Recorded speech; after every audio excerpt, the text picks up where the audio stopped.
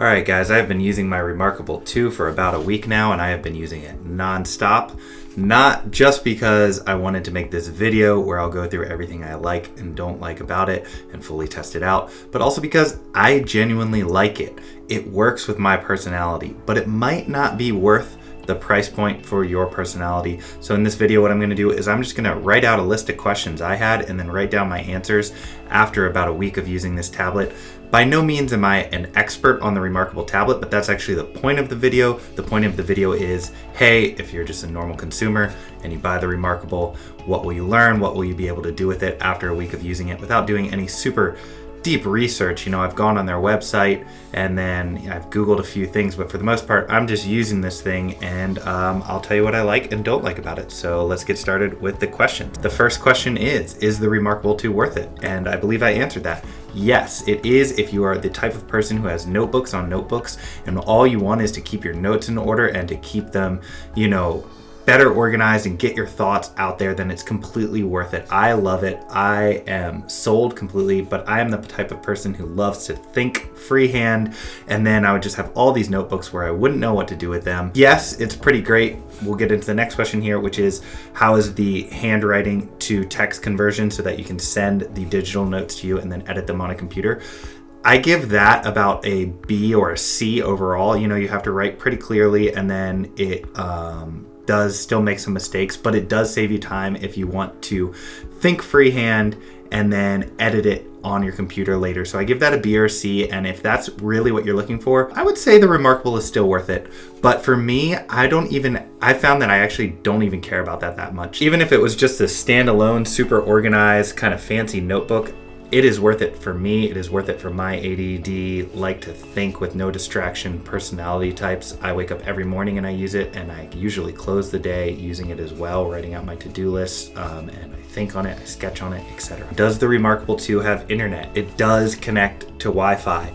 So you can send your notes via email. You can upload your notes to the Remarkable cloud. From there, they sync with the desktop and iOS app or Android app, the mobile app, but you don't really like receive emails. You can send yourself stuff. You can send yourself PDFs. Particularly Remarkable has a Chrome extension, so if you see a long article, you can send it out to your Remarkable to use it as an e-reader, but you're not getting the pings of your inbox. You're not getting texts. You're not browsing the web. So it does have internet, but it is limited in functionality, but that is on purpose. That is by design so that you don't distract yourself. Next question, is the Remarkable 2 good for drawing? I think it is. I wouldn't say if you're an artist and you're like really trying to sketch, you can do shading and it is very responsive, but I wouldn't say it's good for like detailed, realistic drawing, but it's great for sketching out notes if you're just trying to do like little stick figure storyboards, which is a lot what I do, or if you're just trying to draw some mind maps or even just doodle for fun. It works great. You are limited to black and white and just a few pen types and thicknesses, but you do have different pen types, you do have different thicknesses, and all in all, it works great if you're just trying to do some basic doodles or have fun, you know, just doing some basic sketching. But if you're a real artist, you know, maybe just you're gonna do it on pen and paper anyway. The next thing that has to do with drawing is there are layers in the Remarkable tablet, and layers allow you to send your drawing or your notes in a SVG format, which you can then open up in Illustrator, and you can make tweaks to. If you're just doing your line drawing, you can even bring it into After Effects and animate it in 1:1. So yes, you can edit your Remarkable drawings or other things in programs like Illustrator if you send it as an SVG or a PDF. And then you can also send it as a PNG and mess around with it in Photoshop, I'm sure. Next question, is the Remarkable 2 better than the iPad? You know, let's just say the most recent iPad. I don't really think that's actually a fair question. I think they're two completely different things. The way I think of it and the way Remarkable actually tries to sell it as is the iPad tries to replace your laptop. It's an all-in-one device. You can browse the internet, you can do all these things. The Remarkable is purely made for taking notes and thinking. So they're really two different things. While they're both tablets, this is, you know, an e-ink thinking distraction-free tablet, and the iPad is for a completely different set of things. It's essentially a laptop replacement. I don't know which one I would call better. It really depends on what you want to do. If you really want to, you know, use the Apple Pencil and get deep into multicolored sketches and have this one thing you bring when you travel, then it's probably the iPad. But if you're just trying to have distraction-free thinking and wake up in the morning and make your notes and have all of your notebooks completely organized and looking good, and just this good feeling of you not hurting your eyes looking at a screen. Once you're done on the computer, you can go to your Remarkable and it feels like you've kind of turned off for the day. Then the Remarkable is better. Ideally, you get both. I don't have an iPad, or I have a really old one. I never use it anymore.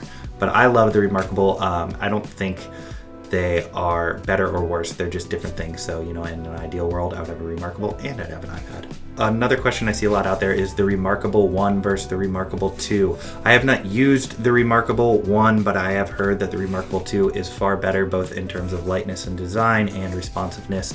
I'm not an expert on this. I will say that I really like the Remarkable 2. I don't have too much negative to say about it in terms of like the basics of what it says it does do. There are a few features I'd like to have added to it, but all in all, this is a lag-free, feel-good, handwriting feeling notepad that, the sketching is great. So yeah, Remarkable 2 for the win on that. What is the cloud sync like? If you're connected to Wi-Fi, it basically just auto syncs to the cloud. From there, you can get your notes on your iPad, on your desktop, or on your mobile phone. The notes, they work well so that you can see them. The downside is the app is pretty limited. You actually can't really edit the notes inside the app or do anything other than really just look at the notes inside the app, which is kind of a bummer. I kind of wish they had some sort of way to do the handwriting to text conversion, and then you could copy and paste it and edit it and move it into your Apple Notes or take a next step. But for now, it's basically just you create it on the Remarkable and then you look at it on your phone, and that's it. It would be great even if the to-do list template inside the Remarkable, you could check that off in your Remarkable app. These are features I would like added kind of more to the app side of things on your phone or on your computer as opposed to the Remarkable. But all in all, they do sync seamlessly. I don't really have to think about it, and it works well enough. Can you lock the Remarkable? You can lock the Remarkable. You just go into your settings, you go into security, and you can set a passcode in case you don't want anyone seeing your notes. Another big question I had is, I have this Marker 2 Plus, which was pretty pricey. It was about $100. I think the regular Marker 2 is maybe 60 or something like that. So the question is, can you use your finger or a stylus, like a generic stylus that you would buy for $1 or $2 at CVS, and opposed to this $100 Remarkable 2 Plus or the $70 Remarkable? The answer is sadly no. You can touch buttons sometimes with your finger, but if you want to get into a sheet, you need the Remarkable stylus. I've also tried it with a cheap stylus, and you just simply can't sketch with it. It just doesn't register. So you do need the Remarkable stylus. Maybe there are some other styluses out there that would work, but you might as well just go with the branded stylus so that it works best. I would say the stylus is great, feels good in your hand. You don't have to worry about pairing and connecting it, but yes, you do need the expensive stylus to go with the tablet.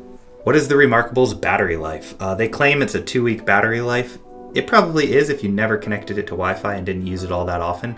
I would imagine it's a 2-week battery life if you just left it on, basically sitting there. I've been using it quite a bit. As I said, I have it connected to Wi-Fi. I have maybe charged it once in the last week, and it's at 12%. So yeah, it's doing pretty good, honestly. I don't know if 2 weeks might be a bit of a stretch, but it's not an issue, let's put it that way. So I like the battery life. I don't have to charge it every night by any means. I might charge it in a day or two, and yeah, you're good to go. Let's go into kind of the templates in Remarkable. There are a lot of templates that you can do with Remarkable. You go and you pick one, and they give you some really great options. There's creative templates, there's grids, there's to-do lists. I'm kind of bummed though, because to make your own templates on Remarkable, it's a bit of a process. You have to download all these different files. You can kind of create them on Photoshop, then you send them, and then you convert them, and you do all these things. There's tutorials out there on the internet on how to do that. What you can't do, and what I really wish you could do on Remarkable, is just kind of create a sheet one time inside of Remarkable. So maybe you take one of their templates, or you draw it, or whatever it is, and then save that as a template so that you can use that later. I think that would be intuitive. That would be an easy start. I might create some of my own templates. I kind of want to create a hero's journey template so I can fill things in when I'm writing out stories, but it just kind of seems like a hassle to do. It's not really set up for that, which kind of leads me into, is there a third-party app store? Maybe there is. I haven't actually really super been able to find an official one. I see things out there on GitHub, or there's like a Remarkable wiki where you can download files and then you can send them. So there are third-party apps that do work with the Remarkable, but again, it's not really like your iPhone where you're just pressing a button, downloading, good to go. You need to kind of work at it. You need to watch some tutorials. So it's not perhaps as customizable as I would have liked, but at the same time, it's still a pretty sleek tablet. So you take your limitations because they are also limiting the distractions, and we don't want it to be able to do too much. As I may have mentioned before, there is a third-party Chrome app, which essentially you put in your Chrome browser, and then when you come across a longer article, you use the Chrome app and it sends right to your Remarkable tablet so that you can read it later as an e-reader. You can put Kindle books on the Remarkable, but it's not an easy sync. You have to remove something called, I believe it's called the DMG file, and then you can read it on your Remarkable and sync your Kindle books. But again, you kind of have to watch some tutorials, go through some steps. It's not as easy as a click of a button, but it's still relatively easy. I haven't actually done it. I do have a Kindle as well. One thing that's different about the Remarkable is it doesn't have a simple backlight. I'm not talking about like an LED screen, but just a simple backlight so that you can use it at night to either read or write. The Kindle does have a very backlit screen, so if I'm laying in bed and my wife is sleeping next to me and she's sleeping, I can read my Kindle and I can see it and we can keep the lights off. The Remarkable doesn't have that, which I kind of wish it did. But that does bring it to how is it on the eyes? The Remarkable is fantastic on the eyes. I would imagine it's not much different than your eyes just looking at a piece of paper. At least it feels that way.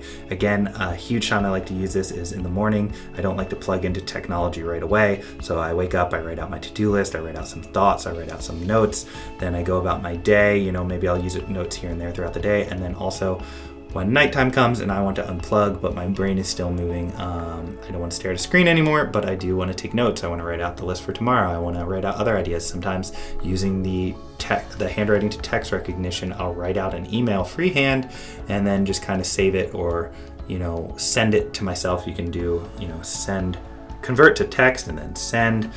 So I'll do that. I'll send it to my email so that when I wake up in the morning, I can kind of just copy, paste, make any small changes or edits I may have to, and I can send that off. So it's like I'm still working, but I can also unplug because sometimes I feel guilty staring at a screen for like 15 hours a day.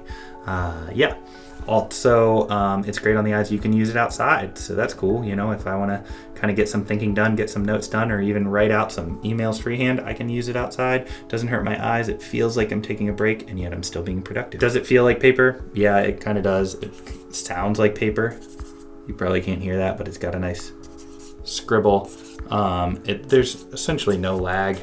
I mean, I'm sure there's some. I can't feel it. It felt natural. I started drawing, started sketching right away, and it just felt like I was using paper. So all there. So it's a win there. Is it water resistant? I don't know. I should look that up. Answer here. Probably not, and I didn't want to try it out. All in all, my experience using the Remarkable after a week is that I very, very much like the tablet because I love getting my thinking done freehand. I love feeling like I'm taking a break yet still being productive, or really my eyes are taking a break, or I'm going outside, or I'm getting outside of my desk, or I'm just using a different method of thinking rather than just like typing away on the email. I kind of go out, I slow down, I get no more distractions. I'll think, I'll write something down, and then I can keep those thoughts organized and easily access them later. I can convert them to text and then send them over on my computer, and that works relatively well. All in all, I love it. For my personality type, I do understand that it's a bit expensive, and that if you're looking for more, you might want to go with something like an iPad, or just not get a tablet and stick to your computer.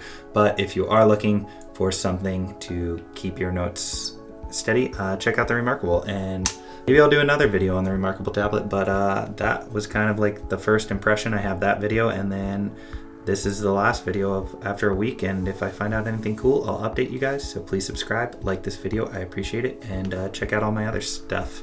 All right, love you, bye.